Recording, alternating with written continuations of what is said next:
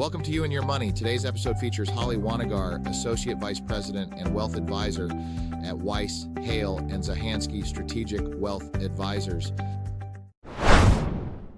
As we gear up to celebrate America's birthday on July 4th, we're going to talk about another kind of independence, financial freedom. Start with the basics. What does financial freedom mean?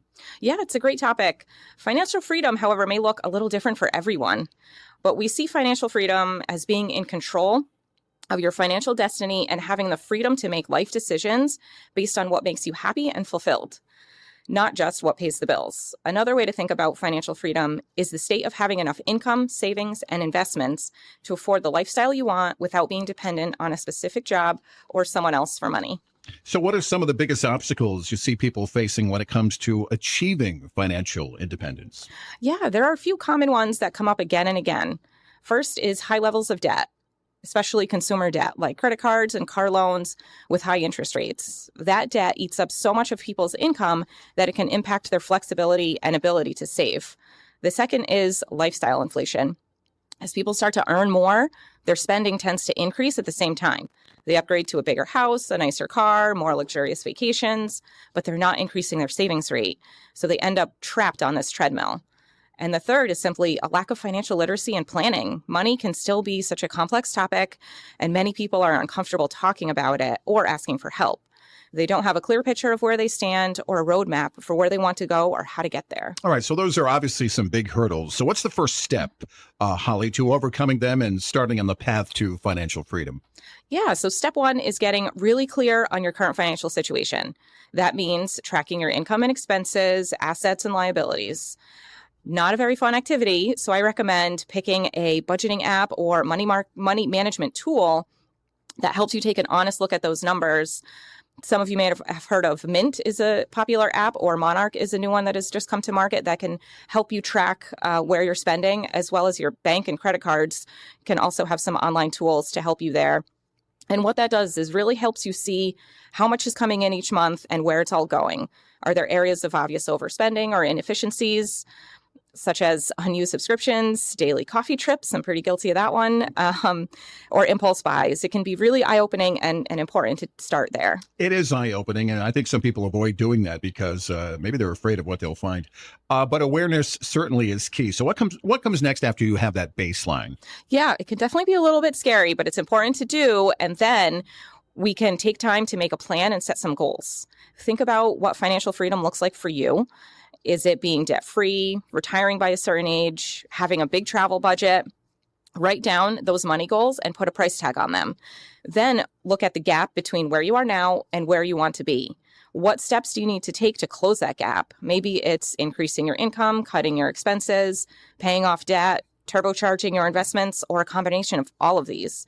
My advice would be to focus on the big three. Earn more, spend less, invest the difference. It's really the most important part of building wealth and achieving financial independence over time. All right, so that's a pretty simple formula.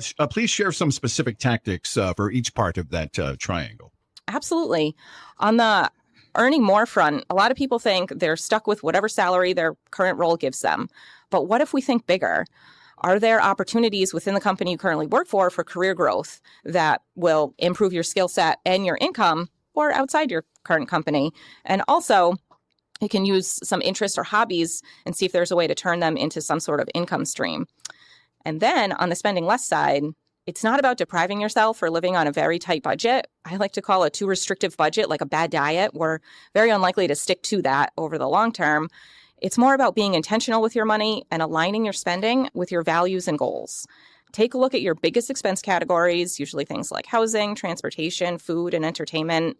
Are there ways to optimize those? Downsize to a smaller place, shop around for cheaper insurance, cook more meals at home, or cut the cable cord.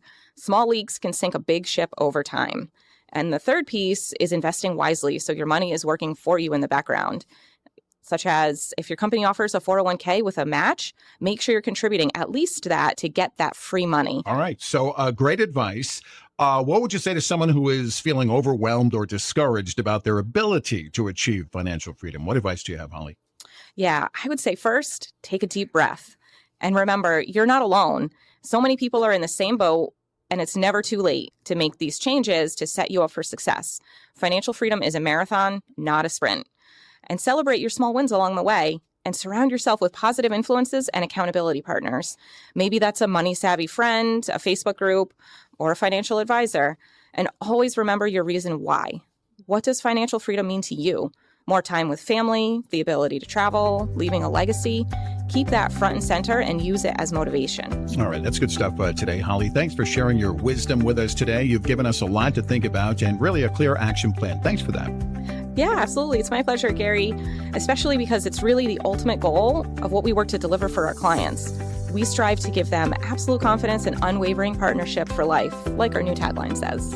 Great information today, Holly. Thank you. For more information regarding wealth management and customized financial planning with Weiss Hale and Zahansky Strategic Wealth Advisors, please visit whzwealth.com. Weiss Hale and Zahansky Strategic Wealth Advisors offers securities and advisory services through Commonwealth Financial Network, member FINRA, SIPC, a registered investment advisor. Fixed insurance products and services offered through CES Insurance Agency. They practice at 697 Pomfret Street, Pomfret Center, Connecticut, 06259 and 392A Merrill Road, Holland, Connecticut, 06084. They can be reached at 860-928-2341. Weiss, Hale, and Zahansky Strategic Wealth Advisors do not provide legal or tax advice. The tenured financial services team strives to support clients in achieving their financial life goals while providing absolute confidence and unwavering partnership for life.